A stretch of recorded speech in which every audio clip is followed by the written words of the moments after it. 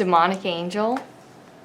I'm here to show you guys a really fun kind of 90s nostalgia feel, to me at least, exercise on how to be a pagan. I thought of this recently when I went out of state for a relative's passing. But one of the things was that the internet service was like going out for a few days, waiting for a technician and all the stuff on the main line. My phone kind of dies fast. I need to replace it, so I just need to have it like in a charger at all times, and I'm not super like glued to my phone, so I just let it die a little bit and go out and think, and was able to go out on a lot of like night walks with some family. That was good. And so just sitting on the porch, and I was just thinking, people always say like, well, what does it mean to be a pagan? How do you practice being a pagan? Another kind of way I think that we can relate to this is, how do you honor the gods? When we talk about exchanging energies with deities and gods, spirits, that my standard and belief is that we have to offer them something consciously in return. So I think that knowledge is really a good, overlooked, easy kind of way to tie into this. Let's say that you think about Aleister Crowley. It's definitely not a deity, but just the example would be, there's so much information and such a depth of knowledge about, you could look at him founding Philema, or you could just like go on and on about his crazy, life and all the details and stuff, and get lost in that rabbit hole. So, let's say you wanted to connect with the spirit of Aleister Crowley, right? If you learn details of his life by just simply let's say you read Wikipedia page on your, office break, I think that that's still a really great way to connect with an idea, a person, a god, demigod, spirit, because you're taking time out of your life to know. And I think that research and reading is really a beautiful way to know something. And I just wanted to share that with you guys. So, that was just kind of like, not so much an internet day. And I really, every once in a while, I'll just disconnect. Sometimes it's like a hiking or a camping trip in that form, but here's my little exercise, though, that I ended up trying out with a friend of the family that they don't know about. They're like a closet pagan. So you just write, you get some construction paper, but you write the names of as many gods as you can think of. Now, the way I think it is really cool to do it is to just, you can get the construction paper. It usually comes in like a variety pack. You could, Hobby Lobby, or, Amazon, of course, if you prefer online. But you just get like all the different colors, and you write down the names of all the gods that you can think of. Like, without looking up on your phone, without, that kind of phone cheat way, and just like whatever gods come to your mind. Let's say you decide, okay, for the next 2 weeks I won't look up any additional gods or spirits, but I'll write the names of saints and whatever, deities. And you just write them, so like I have, on a strip of paper, and you see how, I folded it, but you just write, I was writing the Native American, basically, words for this. so that it kind of reminds me, like, you know, as you go on, you can take, you know, you can take the blank space here, and you could draw sigils, you could write, you know, do little astrological notes, whatever, you know, as it goes on, it, like, that way you can get really detailed, and I think that that's really good. It's kind of like sigils, triggering your mind to really engage this kind of stuff. So, and hey, don't worry about being an artist or not. I really suck at cutting up papers evenly. I have really not very good handwriting. It doesn't matter. So, you know, that was the way I would like to suggest to do it. And I think that it's just a lot of fun. I mean, you could go like and say, I'm going to just do goetic spirits, right? And only write those spirits and the ones that you can think of, and really get to like know them that way. But what you do then is, after you've got, you know, or you could just do all of them. I'm doing really just all of them because I really want to have a good extensive kind of list, so that when I put these in the, you know, I fold them up and then I put them in a shoebox, shake it up, kick it, toss it in the air, have them fall out, and you put them back and you draw one, and that's the, you know, the spirit that you're going to learn about or do a ritual for, or just even think about for a few seconds. Because this is really a good way to keep feeding, you know, relationships with gods that you work with, because let's say you really work with a god and that it's really just personal, and it, you know, it's something so significant to you. So that's a way you can revisit this god, you know, from time to time, like every few months, you know, just think about a god you haven't thought about in a while, a spirit, and you get in touch with it and connect that way through this like little, you know, knowledge toss of the gods in a hat. It really, you could put it in a hat, a shoebox, anything, a barrel, and you can mix it up. You could do the different colors. I mean, I'm going to use different colors personally.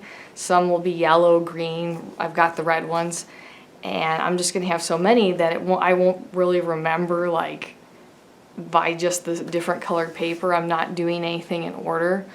And then I think the coolest part of the whole Be a Pagan challenge is to just go ahead and after a couple of weeks of just thinking of whatever god you can without looking them up, then you can kind of go into a section, you know, and start branching off and look at Norse gods and, you know, whatever you want to, if you want to connect through gods that associate with your heritage, and you could just section off that way. You can do saints, as I mentioned. I'm throwing in saints. I'm throwing in demigods, deities. You could even, like I said, throw in people, or like people's names or concepts that are really deep for you. Like I could write Faust on one of these strips of paper, right? And just, you know, revisit that, because it's such a really complex, enriching subject. So that's one of my favorites. And that's a great way to just revisit it, because I think that that's just how that all goes. So let's see. I guess I'll go through a few strips of the paper with you guys of the gods here. Let's see what I have.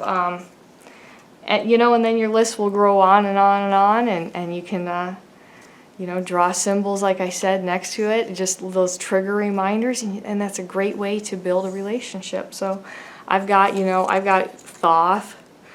Maybe I'll draw a bird on here later, you know, or try some kind of, I've got Jesus, and that has to do with, I want to connect sometimes with this energy. There's something to learn from every deity, from everywhere. And if I want to channel Christ consciousness, there's a lot to still learn there. I find gold everywhere, so I want to engage with it personally like that. That's, I love all the different systems and beliefs out there. Earth Woman, Kashkumaki is, I believe how you say that. And she is the Blackfoot woman associated with the creation myth. So, I am 1/8 Blackfoot. And yeah, I like to dive into that and, all those beliefs for various reasons. I also lived, several times close to Native American reservations. Got President Marbus. I think enough said. I think you guys know that I really am very fond of President Marbus.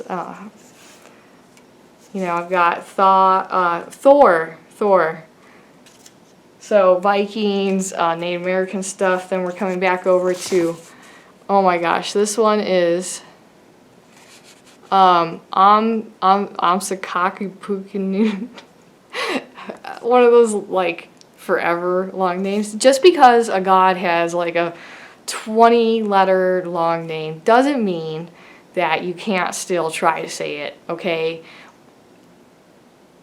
If you feel a connection with something, I don't think that you should, shy away from it because it's totally different from what you're used to. I think that to me, it's more intriguing. But this is the god of tobacco in Blackfoot,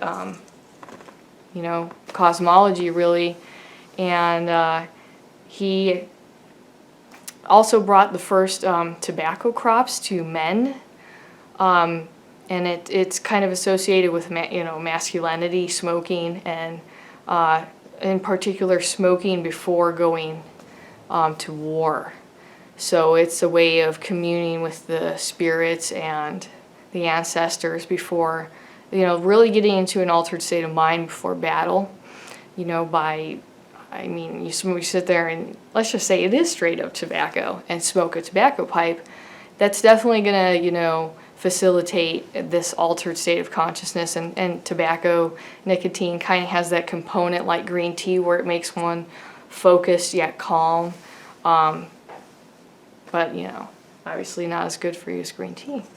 That's a different story. Lucifer. So I've got Lucifer and Satan.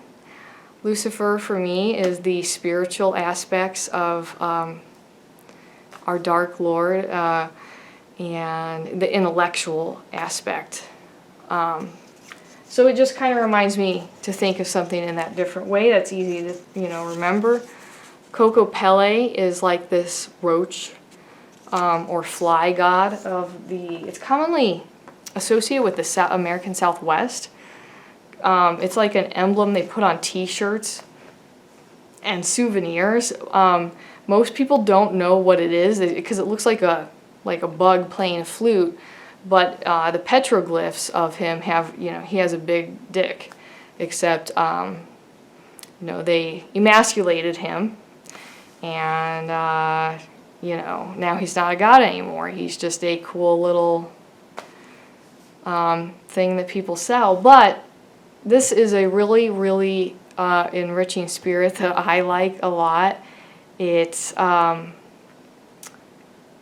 really tied to, fertility, but, connected with ideas of music, which I see a lot in different beliefs. So yeah, I got curious about him when I was younger. Let's see, now I have Loki. So then, if you're going to work with some energy like Loki, things might go missing and a little bit of chaos, right? But it's usually worth it in those kind of, Loki kind of makes life a little bit more dramatic, and in a lot of ways that helps us learn by just seeing things in such a dramatized, really expressive kind of energy when we go through really intense times in our lives. It does help us learn. So that's a big, benefit of a trickster spirit. There's a lot of dangers, but there's also, you know, a lot of good. Then we have Old Man, Natusi. So in Blackfoot cosmology, he is the sun, and the sun is everything. The sun gives everything a consciousness, really. So it's the same. It's really the same idea as animism. Consciousness permeates all, and but when, you know, as the sun comes to Earth, it gets personified in the form of an old man. An old woman is his wife, and they travel throughout the Earth. He's a Blackfoot, you know, like I mentioned, cosmology. So he takes a cane, and he takes his wife, and they go throughout the Earth teaching people how to live. And you know, so that's the big story on that one. And then in this situation, you could do Wendigos, you could do skinwalkers, whatever you just heard of, you know, you get in touch with it. And I just think it's so personal and cool. People blow off like learning like it's nothing, you know. But I think it's so, like, I don't know, special. Special is really the best way. This is the Blackfoot idea of ghosts. And they're really just a lot of similar ideas to Buddhism, and why ghosts, you know, and the associated cravings and changes in consciousness as really like the ego dissolves. It's that, you know, ghosts are active at night, but most of the times they're out in the hills and the mountains, away from people, and at night they come into people's homes. They wander, you know, into town looking for, you know, just like in Buddhism, they're looking for food, they're looking for energy, they're looking for people to follow. They're trying to act out what binds them to the you know, this physical plane, and in doing so, they harm living people that they come in contact with by draining their energy, and that's really another idea here that ties into the Native American belief that life and death should be separate. You know, there's that idea that the sexes, you know, should be separate, which, you know, I'm talking about from, let's say, 100 years ago and all those olden times. And what I mean by that is not, you know, so apparent, or, you know, it's not so surface level, but that really, you know, a home used to be thought of where a woman really, you know, ruled and understood everything, and that, you know, the husband, the man, is at work, and they're separate. They lead separate lives, really, except for, you know, they come home and they're together in this way. And because by basically accentuating those roles, you know, a man can just focus on that kind of stuff alone, and a woman focus on the, you know, child rearing, household kind of aspects. So it was this really big idea, and even Victorian times, Edwardian, I mean, less than 100 years ago in popular culture, that sexes should be, you know, just separate, having separate spheres of life. That really comes from, I mean, like, ancient beliefs. And I think that there's appropriate times, you know, for separation in your own psyche, in your own life, the way it should apply. I mean, we're all happy that we can choose what we want to be now. But I think that, you know, when you look at separations of things, sometimes it kind of helps you look at them in a more balanced way. So this applies to also the living and the dead. So even shamans and witches who, necromancers who do work with the dead and communicate with the dead, there still is this idea that you have to ground and cleanse afterwards to separate yourself from the dead, because you're alive, I mean, and you're separate from death. Death has this other function that is attracted to life, because it's kind of a it's almost like a mockery of it. It's a fool of life. It's trying to mimic. I mean, ghosts, they mimic, you know, the living, and so, you know, there is that idea that they're really not, you know, they're not real, they're not alive, so they're separate. They're separate, and you have to protect your energy by separating your idea and grounding and really being present in the moment when you're not working with the occult, with magic. So however separation applies to you, however yin-yang applies to you, you know, I think that those extremes are, you know, they really help us to think about things in more of an in-depth way sometimes. And then you can kind of see the, you know, the middle of it. But the last thing I'll say, as I ramble on and on, but what's another way to honor the gods? You know, cook sometimes and really connect with the earth. So, you know, old man, who is, you know, the incarnation of the sun, and his wife, Earth Woman, you know, it's all about connecting with the earth. We are earth. We're not, and we talk about separation, but in this case, we think we're separate from the earth, but we're not. We're walking earth. We have to have so many, you know, minerals. It's so cool to think about. And, you know, this is some fresh rosemary from my garden, and I just freshly cut it. I'm going to make some charred chicken with blood oranges, sweet potatoes, and like a feta cheese and olive dish. It's actually really complex, and I'm excited to make it because I really try to, like, you know, beef up my cooking. But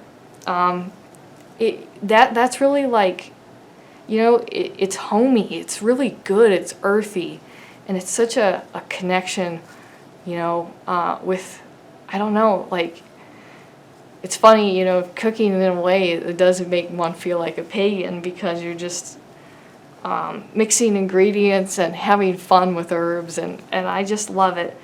But, you know, you're also not getting so many preservatives when you cook your own food, and even if it's, you know, not 100% natural, it's still not, you know, the high levels of sodium and preservatives from stores. So you really are helping yourself ground and connect with the gods when you do some healthy stuff. So however you want to associate that, you could write plants on these little strips of paper, but, you know, it doesn't even really matter. I just wanted to talk about a really cool way to connect with paganism that I don't know, felt really old school to me. You know, I was growing up in the 90s, and sometimes my mind doesn't just run to the internet, it runs to the good old days of construction paper and those kinds of arts and crafts, and I really like that. If I haven't gotten back to you through email yet, I'm still catching up on those, and I'm working on, you know, shipping a couple people some things. And if that applies to you, know who you are. And then I've got a lot of cool stuff coming up. So, and I don't even remember the list right now because I'm kind of hungry and I'm gonna go cook. So my Patreon link is below, and I'll talk to you guys later.